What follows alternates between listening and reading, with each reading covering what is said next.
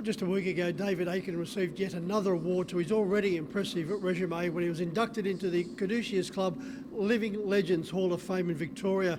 I caught up with David to congratulate him on the award, to reflect on his career and also look forward to his drive here at Club Menangle on Saturday night. David, first of all, congratulations on the award into the Caduceus Club Hall of Fame, but the most important part about it said Living Legend. Yeah, no, that's the important thing. Probably think when you get these awards, you're starting to get a bit old, but no, it was a good honour.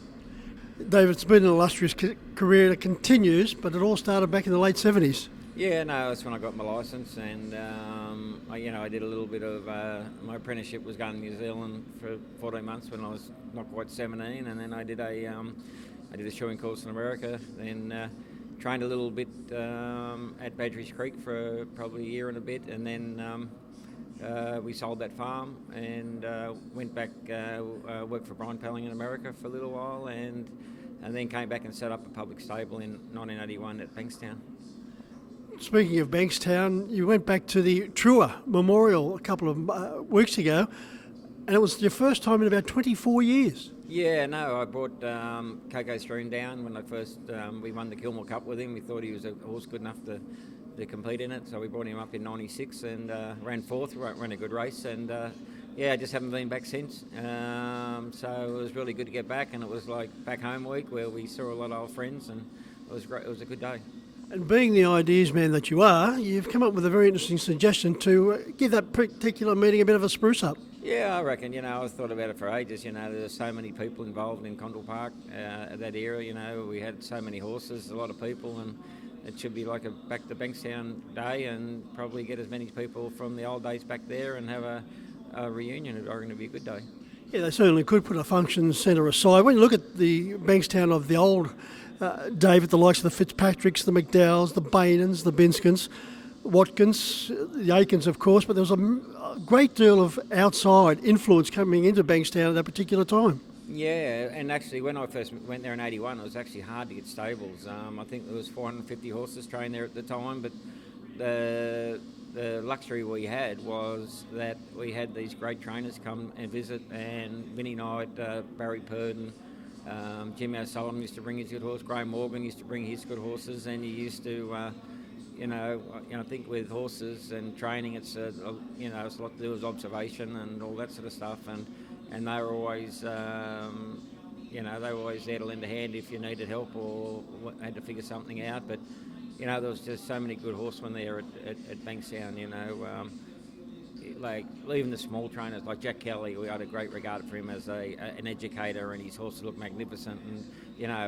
he was old school. Les Chant was there, no better trainer, and you jog around with them and chew their ear and get a lot of good advice.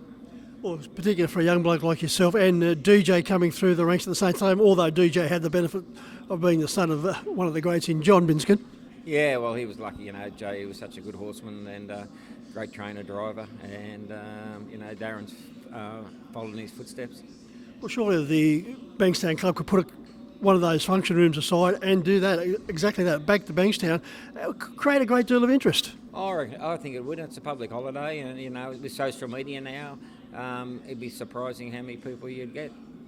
Could you imagine the stories? Well, yeah, I've been to a few do's, where only a few of us got together, and there's a lot of stories there, because we were, when I first went there, we were in our early 20s, and people from like they're 18 to 30, we all sort of got on good. We had a lot of functions, a lot of parties, a lot of, we hung out together, and we were pretty tight. Played sport, played touch footy, and we did a lot together. And when you bond like that, they're forever friends. They have a back to Balmain, David, every year early October, and it is just so well received. Yeah, well, it's just good to catch up. But everyone's busy these days, and people move, and if they know things are on, they can prepare for it. And and it's just great to catch up with old friends. We don't, we only see them every now and then, and it's always good when I catch up with people, friends. It's just good to catch up with people. There's one name on the list, David, we've got to put there because he created a history in doing so. Andrew Peace He was stabled at Bankstown. He won both the New South Wales and Victoria premierships in the 1 year. Yeah, a great friend of mine, Andrew. I haven't seen him for a fair while. Really miss him. What they did, the pieces that year, will never happen again, to win 2 Metropolitan premierships in the same year. It was a big operation, and they were just a juggernaut in our industry, and it's a pity they've been lost to the industry.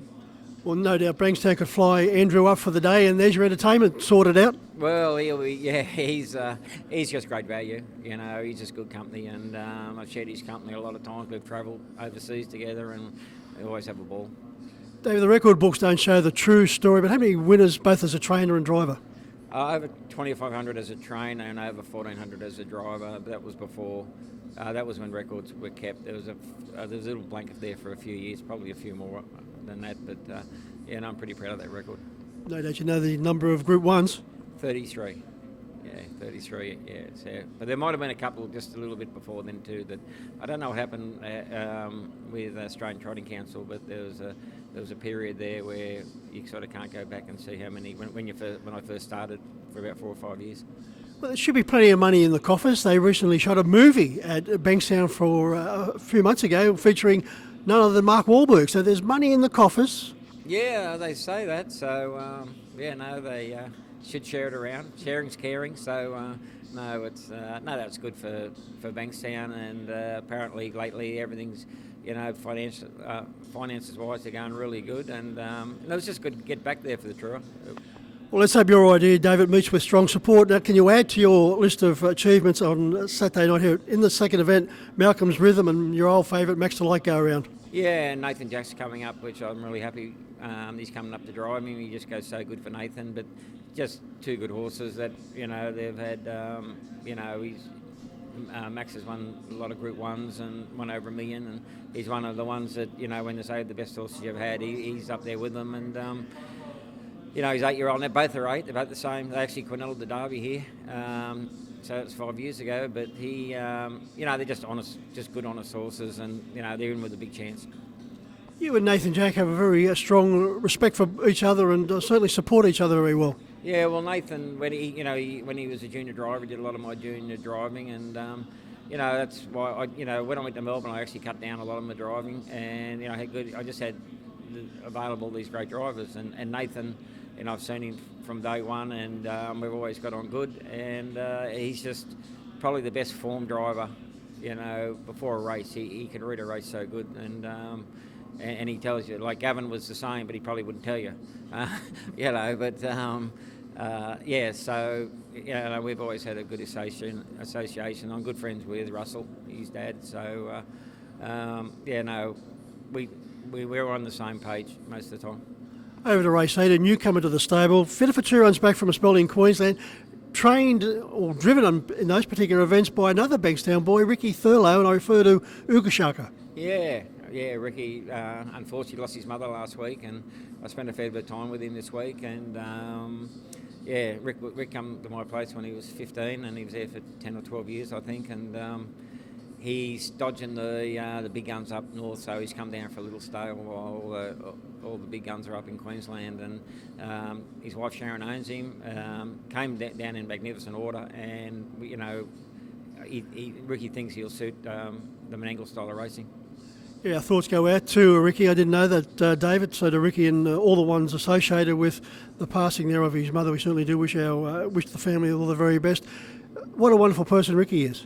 Yeah, no, we're proud of Ricky. He's when I first started out, I was actually at Rose Hill, and he lives about 4 houses up. And when he was like a young kid before he went to school, he used to sneak down the stables, and so I had. And then when we were at Badger's Creek, he used to come out in school holidays. And when he was old enough, he came and worked for me. And we're just proud of the person he's turned out. He's just a really good boy. Is there a winner on Saturday night?